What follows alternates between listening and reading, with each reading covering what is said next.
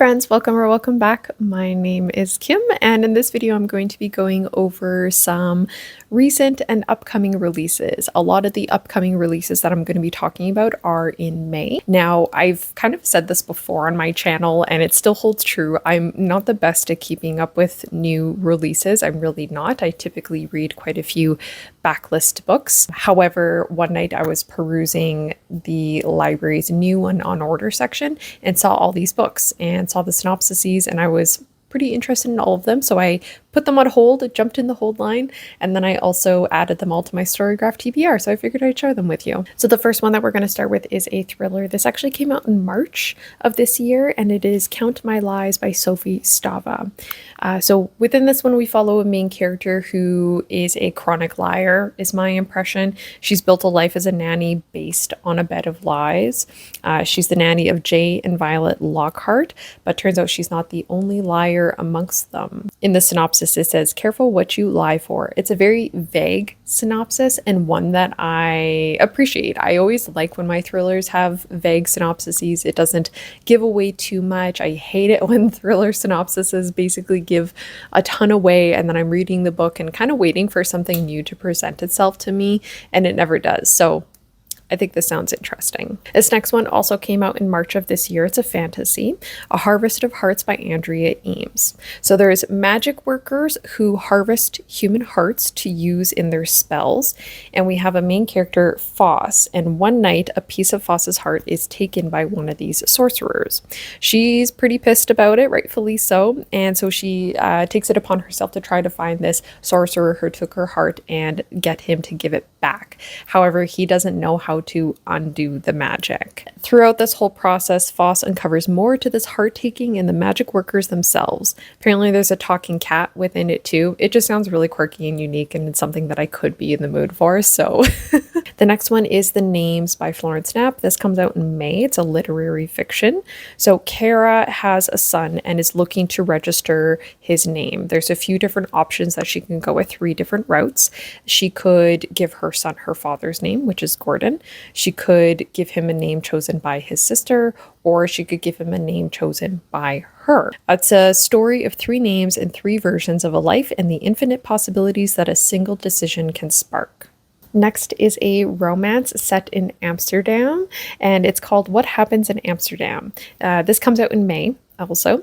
So we follow Danny. She is in a bit of a lull of her life. She's just lost her job. She feels like she needs a new chapter, a little bit of a spark to her life. So she up and moves to Amsterdam. But she crashes her bike into her high school ex-boyfriend, and his name is Wouter, I believe, if I'm pronouncing that correctly, which spurs new opportunities in and of itself.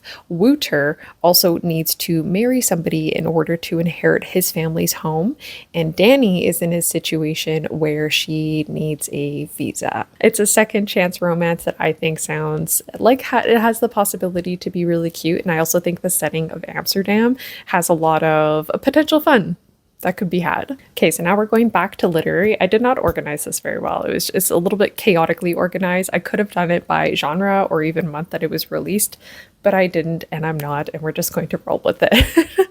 So the next one is a literary. It is called Sleep by Honor Jones. Comes out in May. We follow Margaret, and her childhood family dynamics were a little bit interesting. And now she's an adult. She has her own children, and she's called upon to be a mother to her daughters and a daughter to her mother. She must reckon with the echoes and refractions between past and present, what it means to keep a child safe, and how much of our lives are our own. That's directly from the synopsis. Apparently it's about the cycles of motherhood and childhood, the cost of secrets, and the burden of love. It's under 300 pages, but sounds like it could be pretty impactful, especially with the different family dynamics and mother-daughter dynamics involved in it. So sounded unique to me. The next one is a horror, and that is The Manor of Dreams by Christina Lee.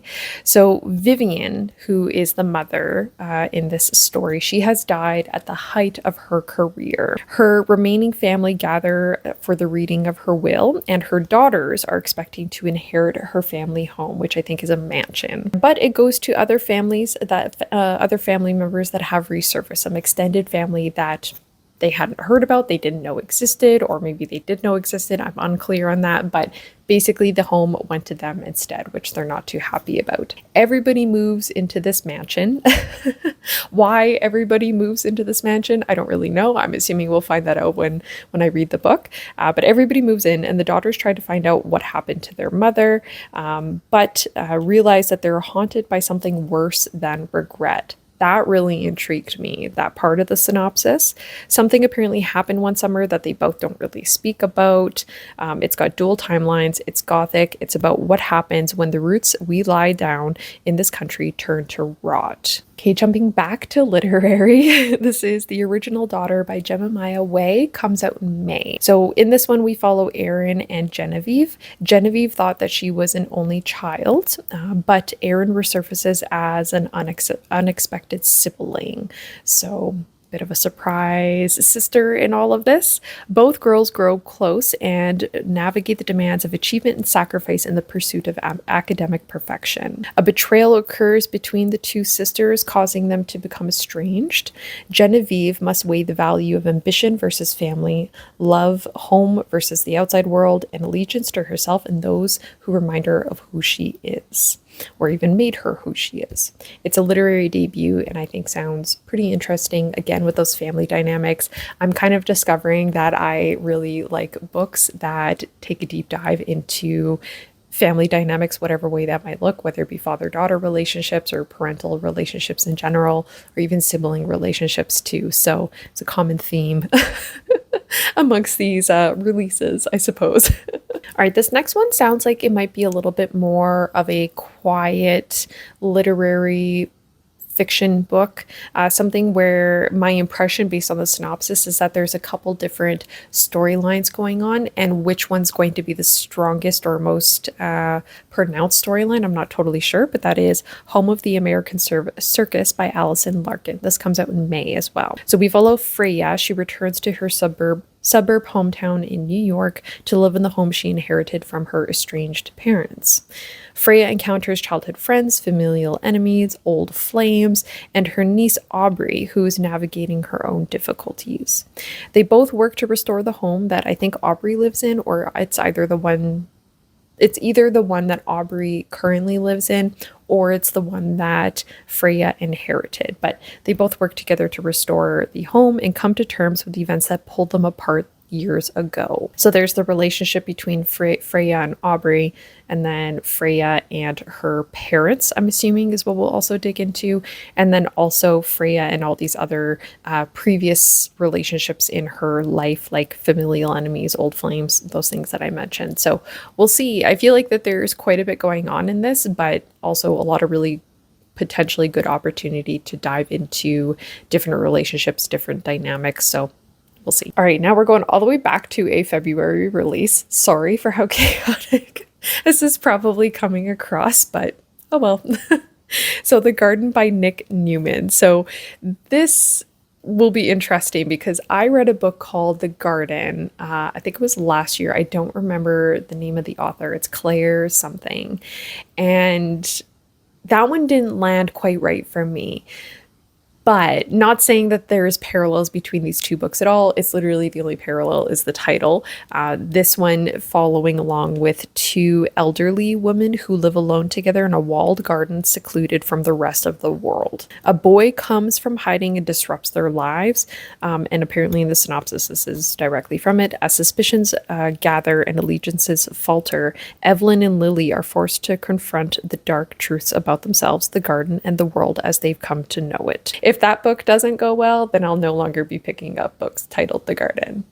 I'm just kidding. But so this next one is a literary thriller, I believe, and it came out in April.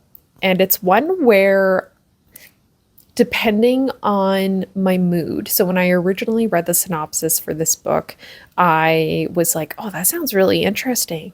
But then when I was writing down my kind of notes and summary to describe the book, I was like, that sounds fine. So really, I think I need to be in the mood for this next one, and that is She's a Lamb by Meredith Hambrock. So within this one, we follow Jessamine, who is someone who felt she's destined for greatness, not the yogurt commercials she normally books. She's fixated on the part of Maria in the upcoming production of The Sound of Music.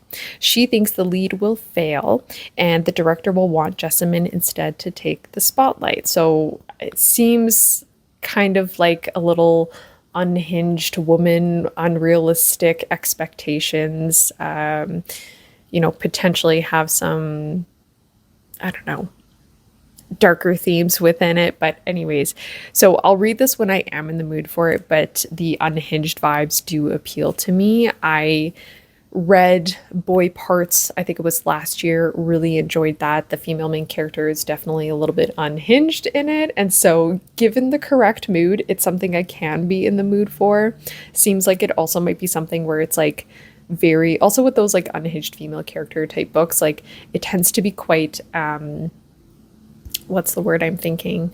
I want to use the word insular, but just like very isolated, like you're very much in their mind the entire time, and they're kind of like spinning something in their own mind and you're following along with it. So if in the correct mood, I could be in the mood for it and enjoy those kind of books. All right, this next one is probably one that people might be talking about potentially. This came out in April. It's The Staircase in the Woods by Chuck Wendig.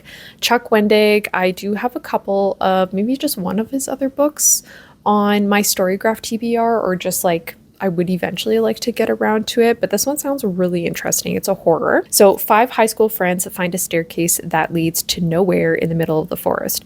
One walks up and never comes back down.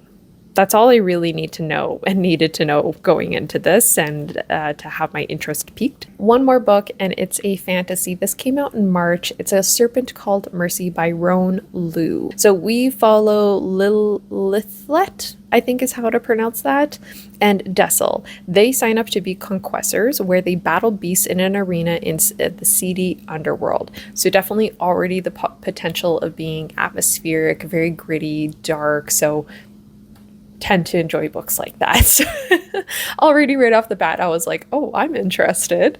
Now, Dothilos, I think is how to pronounce that individual's name, is a matchmaster and takes Lilith under his wing, scorning Dessel. And Lilith plays politics and deception, and her ambition has costs, and she has to decide if sacrificing her friendship is worth it. Okay, that's all the books. Hopefully you don't hear the noise that's going on outside. If you do, sorry. Everyone's kind of spring cleaning this weekend. It's been absolutely beautiful weather. But anyways, very excited for all of those. Added them all to my Storygraph TBR, jumped in the hold lines at my library. Let me know if any of those piqued your interest in particular. But thank you so much for watching, and I will see you in the next video.